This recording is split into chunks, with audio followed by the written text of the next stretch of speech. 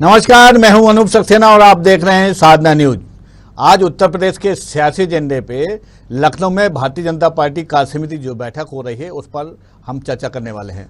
उत्तर प्रदेश भाजपा कार्य समिति ने अगले विधानसभा चुनाव की तैयारियों पर मंथन शुरू कर दिया है। बैठक में पंचायत चुनाव के परिणामों से लेकर कोरोना संक्रमण काल के दौरान की व्यवस्थाओं पर मंथन हो रहा है, जिससे प्रदेश में मौजूदा स्थिति में पार्टी का ग्राफ का भी आकलन किया जाएगा। कहा जा रहा है कि विधानसभा चुनाव से पहले उत्तर प्रदेश में कई नए मंत्रियों की आमद होगी। पार्टी के केंद्रीय नेतृत्व की मंशानुरूप कार्य समिति संगठन और सरकार की जिम्मेदारियों को भी तय करने का खाका तैयार कर सकती है। जातिगत, क्षेत्रीय और अन्य समीकरण पर भी चर्चा हो रही है। छोटे दल चुनाव में पार्टी के लिए कितने फायदेमंद होंगे, इस पर भी विचार विमर्श किया जाएगा। हालांकि विपक्ष इन तैयारियों को तरजीह देने को तैयार नहीं है। उनका कहना है सूबे की जनता इतनी परेशान हो चुकी है कि उसने उत्तर प्रदेश की सत्ता से भाजपा को बेदखल करने का मन बना लिया है। आज हम इसी पर चर्चा करने वाले हैं। हमारे साथ तीन विशेष मेहमान जुड़े हुए हैं। हमारे साथ वरिष्ठ पत्रकार रामदत्त तिवारी जी हैं। रामदत्त तिवारी जी, आपका स्वागत है। हमारे साथ समाजवादी पार्टी के वरिष्ठ नेता अवनिंद्र यादव जी हमारे साथ जुड़े हुए हैं। अवनिंद्र जी, आपका भी स्वागत है। और इन दोनों मेहमानों के सवालों का जवाब देने के लिए भारतीय जनता पार्टी के युवा नेता मानस द्विवेदी जी लखनऊ से हमारे साथ जुड़े हैं। तीनों मेहमानों का बहुत बहुत स्वागत है। सबसे पहले मैं रामदत्त तिवारी साहब के पास जाऊंगा। सर, लखनऊ में प्रदेश कार्य समिति की बैठक हो रही है। वर्चुअल प्रदेश राष्ट्रीय अध्यक्ष जी जुड़े हुए हैं, स्मृति ईरानी जी जुड़े हुए हैं और भी लोग वरिष्ठ पदाधिकारी भी जुड़े हुए हैं। क्या कहेंगे, क्या ये जो बैठक हो रही है इसमें किस तरह की तैयारियां का खाका तैयार होगा? सर देखिए, बहुत सीधी सी बात है। अभी जो तथाकथित ये पंचायत चुनाव हुए हैं जिनमें जो उनको सफलता मिली है, प्रत्यक्ष तौर पर जो सफलता मिली है किसी प्रकार से भी हो, तो उस सफलता से वो जरूरत से ज्यादा उत्साहित हैं जी, और वो इसको एक वेब के रूप में लेना चाहते हैं। जी जी। एक तरफ ये कार्य समिति की बैठक उसको कैसे वेब बनाई जाए इस पर चिंतन करेगा। जी जी। दूसरी तरफ अखाड़ा खोद के और ओवैसी साहब को बुला लिया गया है जिन्होंने चुनौती दे दी है योगी को, और योगी जी ने बिना किसी लाग लपेट के कहा कि भारतीय जनता पार्टी का कार्यकर्ता इनकी चुनौती को स्वीकार करता है। जी जी। इसके माने ये है कि एक नूरा कुश्ती ओवैसी के माध्यम से मुस्लिम ध्रुवीकरण करके और उनको एक तरफ करके ये अपना एक रास्ता निकाल लेना चाहते हैं जी। क्योंकि ये संत समाज की मीटिंग तो है नहीं कि समाज के कल्याण की बात करें।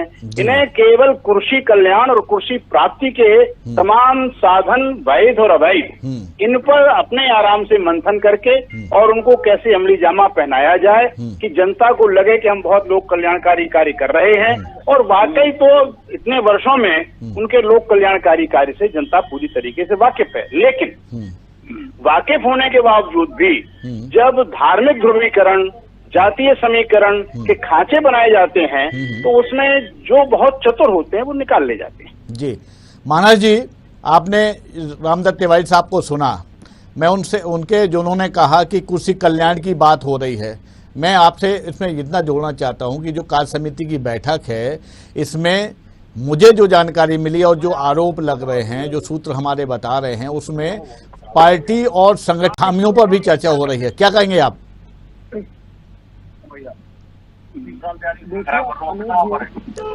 मानस जी। जी अनूप जी, देखिए जी, भारतीय जनता पार्टी बार बार कहता है उस वक्त कैडर बेस्ड पार्टी है जी, कोरम बेस्ड पार्टी है जी, और किसी भी राजनीतिक दल में जी जब कोई गठन होता है उसके बाद एक प्रदेश कार्य समिति और राष्ट्रीय कार्य समिति बैठक होती है, जिले स्तर तक की बैठक होती है कार्य समिति की। जी जी। तो स्वतंत्र जी जब प्रदेश अध्यक्ष बने उसके बाद आप प्रदेश कार्य समिति बैठ रही है। आज स्वतंत्र जी के 2 वर्ष पूरे हुए हैं अध्यक्षीय कार्यकाल में। जी जी। ये संयोगवश था कि 2 वर्ष पूरे होने पे ही आज कार्य समिति बैठक हुई है। जी जी। तो आत्मचिंतन का विषय होता है ये। मानस जी, मानस जी, चलिए आपकी मेरी आवाज सुनाई पड़ रही है आपको? हाँ, सुनाई दे रही है। आप अपनी बात पूरी करिए।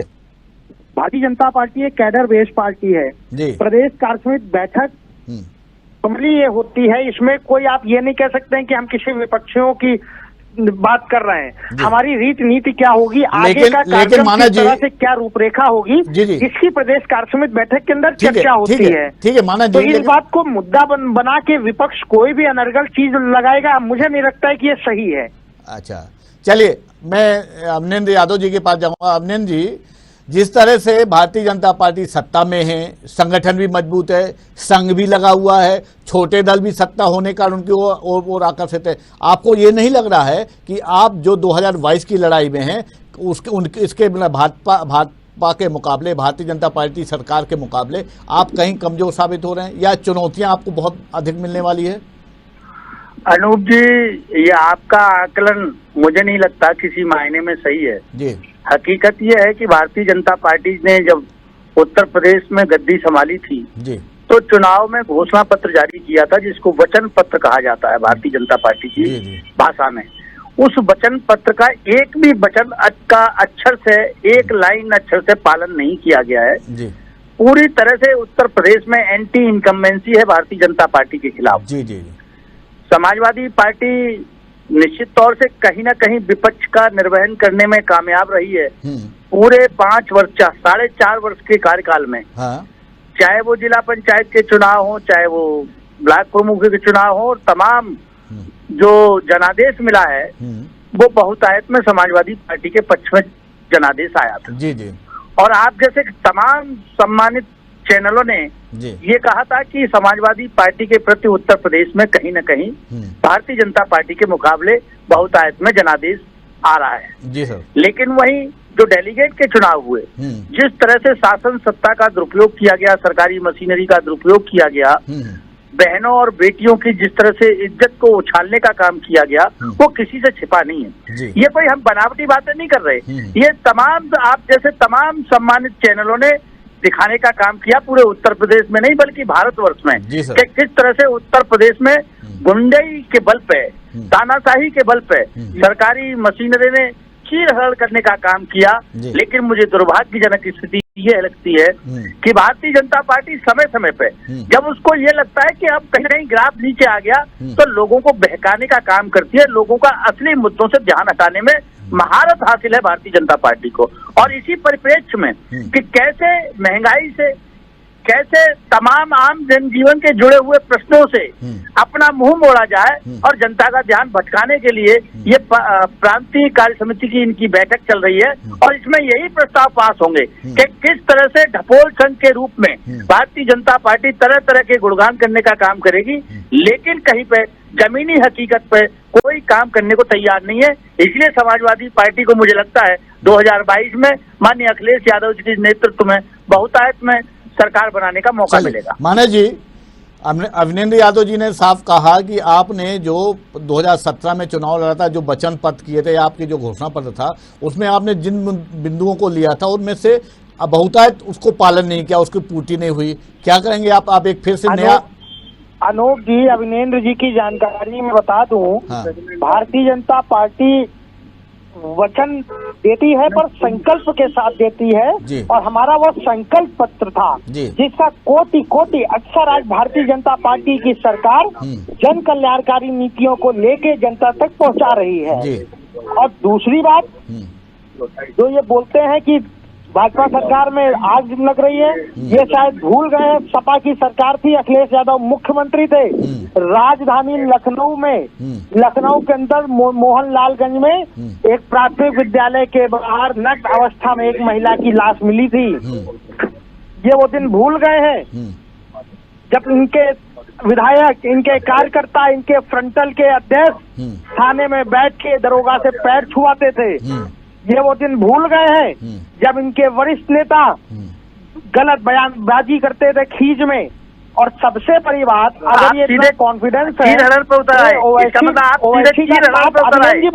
लेना दीजिए तब बोलिए भी। हाँ बिल्कुल बिल्कुल, बोलिए। और अभिनेन्द्र जी को एक बात अलग देनी चाहिए जी, जब इनके पास ये समर्थन है, जन समर्थन है, तो ओवैसी की जरूरत क्यों हो जाती है?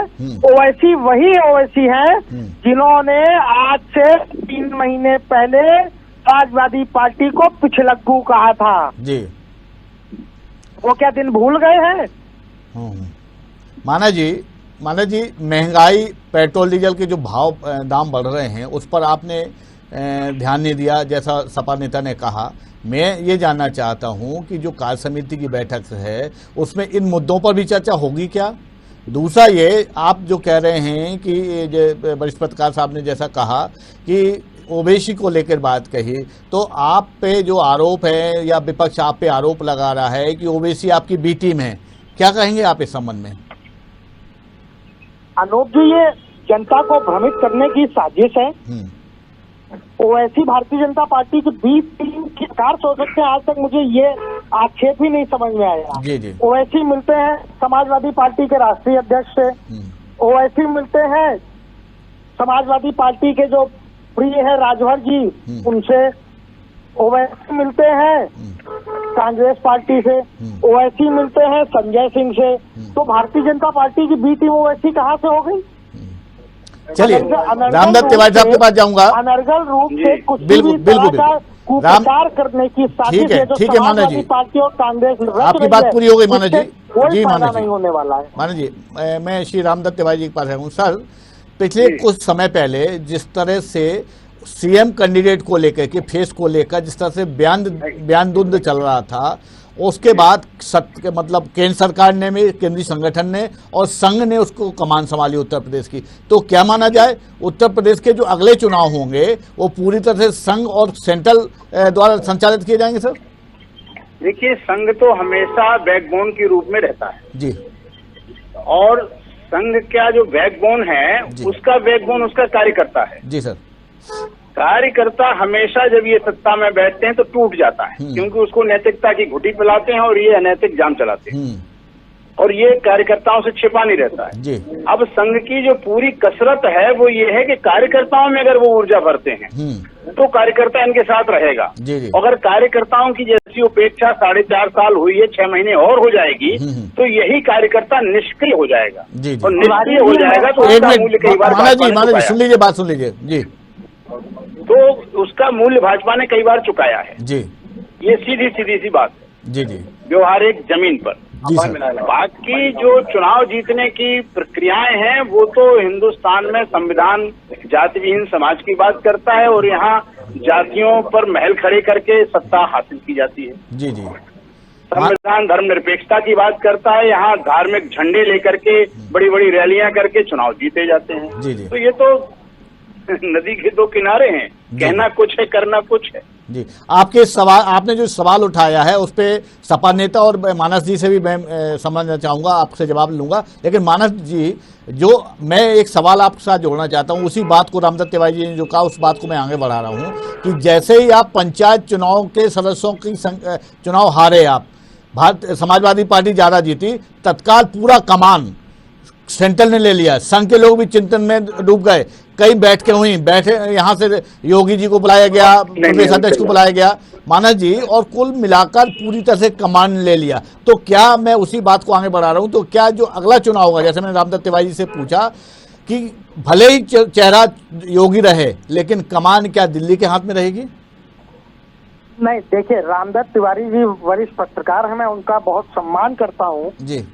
एक रामदत्त तिवारी ये स्वयं जानते हैं तिवारी जी कि Bharatiya Janata party cadre base की पार्टी है, कार्यकर्ताओं की, मूल कार्यकर्ताओं की पार्टी है। दरी बिछाने का काम भारतीय जनता पार्टी का प्रदेश अध्यक्ष से लेकर राष्ट्रीय अध्यक्ष ने किया है जी। तो कहीं कोई ये ना बोले कि भारतीय जनता पार्टी का कार्यकर्ता, जो मूल कार्यकर्ता है, वो उपेक्षित है जी। मैं राष्ट्रीय स्वयंसेवक संघ का स्वयंसेवक रहा, विद्यार्थी परिषद का कार्यकर्ता रहा, आज भारतीय जनता युवा मोर्चा में प्रदेश कार्य समिति के दायित्व में हूँ। उसके बाद भी मैं एक स्वयं को अपना कार्यकर्ता मानता हूँ जी। तो मैं कहीं से अपने आप को उपेक्षित नहीं महसूस कर रहा हूँ। मुझ जैसे कोटि कोटि असंख्य कार्यकर्ता भारतीय जनता पार्टी के 2022 में उत्तर प्रदेश में पुनः परम पूजनीय योगी आदित्यनाथ जी की सरकार को बनाने का काम करेंगे जी। और रही बात आपके सवाल की, अनूप जी, भारतीय जनता पार्टी आने वाला 2022 का आम विधानसभा चुनाव प्रदेश अध्यक्ष स्वतंत्र देव सिंह जी के नेतृत्व में, उत्तर प्रदेश के मुख्यमंत्री परम पूजनीय योगी आदित्यनाथ जी महाराज के नेतृत्व में लड़ने जा रही है जी। भारतीय जनता पार्टी का शीर्ष नेतृत्व निरंतर भारतीय जनता पार्टी के प्रदेश नेतृत्व और जिलों के नेतृत्व से समन्वय बैठा रहा है, क्योंकि यह कोई परिवारवाद की पार्टी नहीं है, यह कोई भाई भतीजावाद। रामदत्त तिवारी साहब, आपका कोई अगर सीधा कोई सवाल हो तो सीधा मानव द्विवेदी कर सकते हैं सर। सीधा सवाल बड़ा छोटा सा है। माना जी एक सवाल सुन लीजिए रामदत्त तिवारी साहब का। बहुत छोटा सा सवाल है जी कि हर मंच पर पूरे देश में आरएसएस को राजनीतिक संगठन नहीं कहा जाता है जी, और मानस जी खुल्लम खुल्ला कह रहे हैं कि हमारा पूरा का पूरा कार्यकर्ता भाजपा के लिए लड़ेगा। तो ये दो प्रकार की बात हुई कि नहीं हुई जी? तो मैंने राष्ट्रीय स्वयंसेवक संघ को राजनीतिक दल कहा कह दिया। आप मेरी बात एक बार रिवर्स करके सुन लीजिए। बैकबोन है आपकी पार्टी का, बैकबोन है श्रीमान जी, और बैकबोन को आप शरीर से कैसे करोगे? उसको आप राजनीतिक करके लोगों को छल कर रहे हैं और उससे पूरा राजनीतिक फायदा ले रहे हैं। रामदत्त जी, राष्ट्रीय स्वयंसेवक संघ हमारा विचार परिवार है। हाँ, वो चिंतन बिना आरएसएस के भारतीय जनता पार्टी का कोई अस्तित्व नहीं है, बल्कि आरएसएस की जो सोच है उसको हिडन एजेंडे के रूप में आ रहा हूँ। आप दोनों की बात फिर आपके पास आ रहा हूँ जी। एक मिनट बात करेगा राष्ट्रीय स्वयंसेवक संघ अपने प्रचारक दूसरे दल को देने को तैयार है, तो जाइए समाजवादी पार्टी करे राष्ट्रीय स्वयंसेवक संघ से डिमांड, क्यों नहीं करती है? चलिए अमरेंद्र यादव साहब, चुनाव के ठीक पहले पंचायत चुनाव में आपको करारी शिकस्त मिली, उसकी वजह से आपने कई जिलों के जिलाध्यक्षों को हटा दिया, कई संगठन के पदाधिकारियों के खिलाफ आपने कार्रवाई की। चुनाव के एंड वक्त आपका ये फैसला कितना जायज होगा? क्या आपको नहीं लगता कि इससे आपको नुकसान हो सकता है? समाजवादी पार्टी में आंतरिक लोकतंत्र पूरी तरह से हावी है जी, और समय समय पे हमारे पार्टी के राष्ट्रीय अध्यक्ष माननीय अखिलेश यादव जी, आदरणीय प्रोफेसर रामगोपाल यादव सरीखे बुद्धिजीवी नेतृत्व समय समय पर समीक्षा करने का काम करता है, और जहां कहीं ये महसूस होता है कि पार्टी स्तर पर कहीं न कहीं फला जिले में कोई कमी है, तो उस कमी को दुरुस्त करने के लिए पदाधिकारी बनाए जाते हैं, पदाधिकारी हटाए जाते हैं। ये कोई सरकारी नौकरी नहीं है कि आजीवन जब तक रिटायर नहीं होंगे तब तक विराजमान रहेगा। ये राजनीतिक रूप से जो उथल पुथल होती है, राजनीतिक परिस्थितियां जो होती हैं, उनके अनुरूप हमारा राष्ट्रीय नेतृत्व फैसला करता है, और वो फैसला कहीं न कहीं पूरे के पूरे कार्यकर्ताओं के मनोवेग के आधार पर होता है। और निश्चित तौर से मुझे लगता है कि समाजवादी पार्टी आगे आने वाले चुनाव से पहले अपने पूरे संरचनात्मक ढांचे को पूरी तरह से चुस्त दुरुस्त करने का मेरी एक जिज्ञासा है, आप कह रहे हैं कि जिला पंचायत सदस्यों में आपने सर्वाधिक जीत हासिल की, आपके ही लोग जो आपके समर्थित थे, उनके वोटों से भारतीय जनता पार्टी के अध्यक्ष बन गए। आप कैसे कह सकते हैं कि आप आंतरिक लोकतंत्र है? साहब, आपका अगर कार्यकर्ता खुश होता, आपकी बातों से नीतिगत सहमत होता, तो वो वोट आपको ही देता सर, भारतीय जनता पार्टी।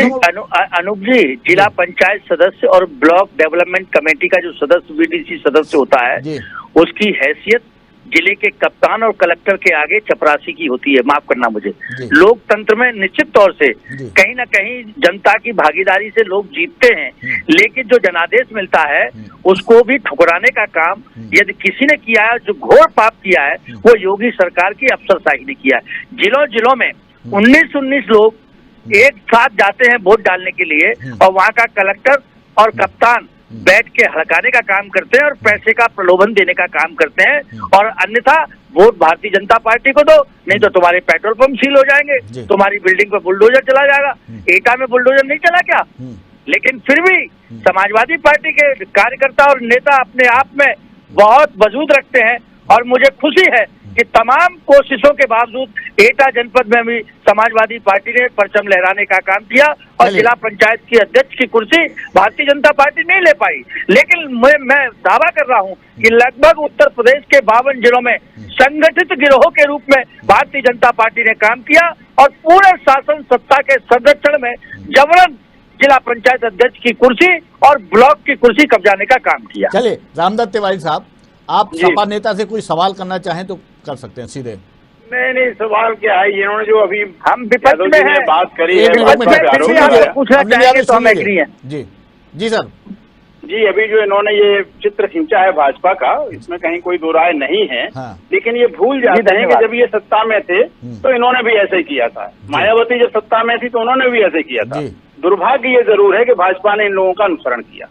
इसके माने हुआ है कि राजनीति में कहीं पर भी जो लोकतंत्र की दुहाई देते हैं, किसी राजनीतिक दल में आंतरिक लोकतंत्र है नहीं, ढिंढोरा चाहे जो कोई पीटता रहे। चलिए अभिनंदन यादव जवाब दीजिए। नहीं, बिल्कुल आपकी अपनी व्यक्तिगत राय हो सकती है, और मैं क्योंकि पत्रकार हैं आप, निश्चित तौर से आपका स्वागत है, लेकिन हो सकता है कि मेरे मन के हिसाब से आपका आंसर ना रहा हो, लेकिन आपने अपने पूर्ण विवेक से जो समीक्षा की है विभिन्न राजनीतिक दलों की, हो सकता है, लेकिन हमारे यहाँ पूरी तरह से मैं दावे के साथ कह सकता हूँ, मैं अदना सा सिपाही हूँ, कार्यकर्ता हूँ पार्टी का, लेकिन पूरे दम से अपने राष्ट्रीय नेतृत्व के सामने एक जनहित में अच्छी बात रखने के लिए बिल्कुल स्वतंत्र हो और बात सुनी जाती है। यही आंतरिक लोकतंत्र होता है। सर उस बात को आगे बढ़ा रहा हूं सर, आप पे आरोप है जब अखिलेश यादव जी की सरकार थी तब आपने कई जिलों में, कई जिला पंचायतों में नामांकन ही नहीं भरने दिए, निर्दलीय जीत गए। कम से कम इस सरकार में लोगों ने नामांकन तो भरे। चलिए आपकी बात सही है, हमने नामांकन नहीं भरने दिए, आपका आरोप है हमारे ऊपर। मैं विपक्ष का आरोप है, लेकिन विपक्ष का आरोप है, लेकिन मैं तो आप जैसे महान जो पत्रकार साथी हैं, मैं उनका आभारी हूँ कि उत्तर प्रदेश के विभिन्न चैनलों पे कैसे बहन बेटी का चीरहरण होता है। ब्लॉक की जब बेचारी एक बहन लखीमपुर खीरी में पर्चा भरने जाती है तो उसकी साड़ी उतार दी जाती है, और जो उसकी प्रस्तावक होती है उसको अर्धनग्न करने का काम भारतीय जनता पार्टी के तथाकथित गुंडे पुलिस की सरपरस्ती में करते हैं। ये तो उदाहरण है। हमारे में हो सकता है हमारे शासन सत्ता में कहीं कोई कमी रह गई हो सकता है उसकी कमी की वजह से हमें जनता ने नकार दिया था। अब भारतीय जनता पार्टी उससे 4 कदम और आगे बढ़ी है, तो इसका मतलब लुटिया डूबने वाली है भारतीय जनता पार्टी की आगामी चुनाव में। मानस जी, आपने यादव जी की बातों में साफ गोई से स्वीकार किया कि कोई कमी रह सकती है। एक तो उन्होंने जो सवाल उठाया उसका जवाब चाहूंगा, लेकिन एक सवाल मैं निकाल लेता हूं सर। जिस तरह से पिछले कुछ दिनों से आप छोटे दलों को मान मनोबल कर रहे हैं, चाहे छोटे दलों को मना रहे हैं, केंद्र सरकार में भी आपने कई लोगों को पद दिया, अब जो संभावित मंत्रिमंडल का फेरबदल है आपके उत्तर प्रदेश में, उसमें भी छोटे दलों की सहभागिता बढ़ानी है, तो क्या माना जाए कि आप विकास का दम भले ही भरते हों, आप उत्तर प्रदेश को तेज गति से ले जाने की बात भले ही करते हो, कानून व्यवस्था सुदृढ़ करने की भले ही बात करते हो, लेकिन आपको भी भास हो गया है कि हम बिगड़ छोटे दलों के हमारी वैतरणी पार नहीं हो सकेगी। क्या कहेंगे आप? अनूप जी, जो अभिनेंद्र जी लखीमपुर खीरी की बात कर रहे हैं जी, इनको जरा आज से 4.5 वर्ष पहले का एक मैं पिक्चर दिखाना चाहता हूँ। ये जो अपना चश्मा और फ्रेम नहीं सही कर रहे हैं, जरा सही कर लें जी। समाजवादी पार्टी की सरकार थी, सरकार आई 2012 में, प्रत्येक जिला पंचायत और प्रत्येक ब्लॉकों में गुंडागर्दी हुई, असलहे लहराने का काम हुआ, दंगा नाच जो हुआ है उसका उत्तरदायित्व कौन है, पहले इनसे पूछिए। और रही बात लखीमपुर खीरी की, जो घटना हुई है, परम पूजनीय मुख्यमंत्री जी ने त्वरित कार्रवाई करते हुए वहां के इंस्पेक्टर को सस्पेंड करने का काम किया है। हमने हो गई तीसरी भारतीय जनता पार्टी के जिन लोगों ने वो गुंडाई करने का काम किया था, क्या FIR हुई, क्या जेल गए? मानक जी, आप हमारी सरकार का उदाहरण दे रहे हैं, आप अपनी सरकार का बताइए कि आपने क्या काम किया है। हमने अच्छे काम नहीं किए तो जनता ने हमें नकारा, लेकिन इसका मतलब आप हमसे भी बुरे काम करने पे उतारू हो गए। आप बहनों का चीरहरण करने पे उतारू हो गए, तो क्या हद होने वाला आप 2022 में आपका अंदाजा लगाइए। आपके नेता तो कलर। चलिए यादव जी, मैं एक सवाल भी जोड़ लूं। एक सवाल जी के नेता तो अंडर गारमेंट्स का कलर बताते हैं। ठीक है मानस जी, ठीक है मानस जी, आपकी बात हो गई पूरी। अभिनंदन यादव जी, बॉर्डर पर उत्तर प्रदेश का भी किसान आंदोलन पे बैठा है, लेकिन समाजवादी पार्टी चुनाव से पहले क्या उनके साथ जाने वाली है? क्या अगर जो राजनीतिक दलों से जुड़े हुए किसान हैं उनकी भी चुनावी सहभागिता होगी क्या सर? अनूप जी, जब से किसान बेचारा आंदोलित है जी, और दिल्ली के बॉर्डर पर बैठा है अपनी मांगों को लेके जी, मुझे खुशी है कि सड़क से संसद तक यदि किसी पार्टी ने किसानों के हाँ में हाँ मिलाने का काम किया तो वो समाजवादी पार्टी और समाजवादी पार्टी के नेता, पहली बात। दूसरी बात, समाजवादी पार्टी हमेशा इस पक्ष में रही है कि किसानों का जब तक हित नहीं होगा, किसानों को जब तक लाभकारी मूल्य नहीं मिलेगा, तब तक किसानों की उन्नति नहीं होगी और प्रदेश प्रगति के रास्ते पर नहीं जाएगा। ये खुल्लम खुल्ला है समाजवादी पार्टी की खुली नीति। लेकिन जिस तरह से भारतीय जनता पार्टी केवल किसानों को भरमाने के लिए, किसानों की जो खेती है इस पे बड़े बड़े पूंजीपतियों का अधिकार जमाने के लिए, बड़े बड़े पूंजीपति तथा कथित पैसे वालों को केवल ये एग्रीकल्चर सेक्टर पूरी तरह ट्रांसफर करना चाहती है भारतीय जनता पार्टी की केंद्र सरकार। और योगी सरकार भ्रष्टाचार योगी सरकार इसलिए गुनहगार है कि योगी सरकार पूरी तरह से मौन धारण कर रखा है और पूरी तरह से जो किसान आंदोलित है, मुझे दुख है इस बात का कि न तो प्रदेश सरकार और न केंद्र सरकार का कोई भी व्यक्ति आगे बढ़कर नहीं आया। लगभग 300 से 350 किसानों की शहादत हुई है।